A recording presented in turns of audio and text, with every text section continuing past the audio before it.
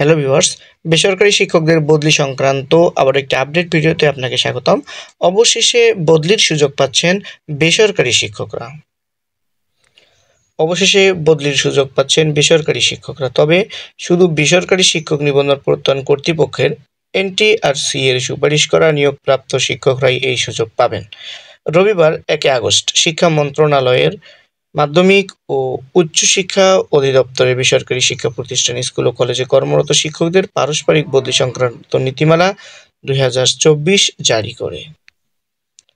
বদলির সাধারণ শর্তগুলো হচ্ছে: 1.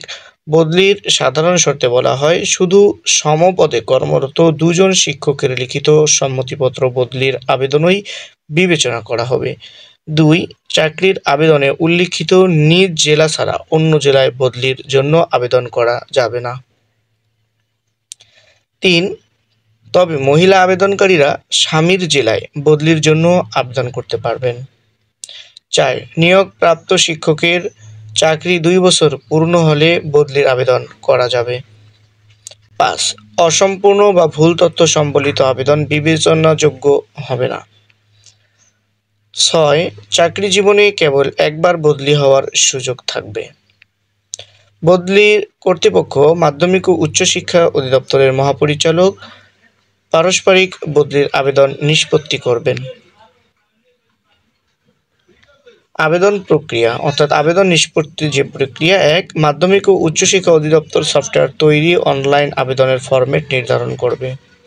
2. বদলির সমগ্র প্রক্রিয়া সফটওয়্যারের মাধ্যমে সম্পন্ন হবে।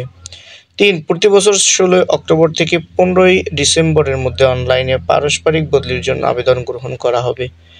4. অনলাইনে প্রাপ্ত আবেদন প্রতি বছর 30 ডিসেম্বরের মধ্যে যাচাই বাছাই করে নিষ্পত্তি করতে হবে। 5. বদলিকৃত শিক্ষকদের ইন্ডেক্স আগের প্রতিষ্ঠান থেকে বর্তমান প্রতিষ্ঠানে অনলাইনে ট্রান্সফার করতে হবে। 6. বদলিকৃত শিক্ষকদের এমপিও অন্যান্য আর্থিক সুবিধা এবং জ্যেষ্ঠতার ধারাবাহিকতা আগের অবস্থায় বজায় থাকবে। বদলির আবেদন অধিকার হিসেবে দাবি করা যাবে না। বদলিকৃত শিক্ষকরা কোনো ধরনের টিএডিএ ভাতা পাবেন না।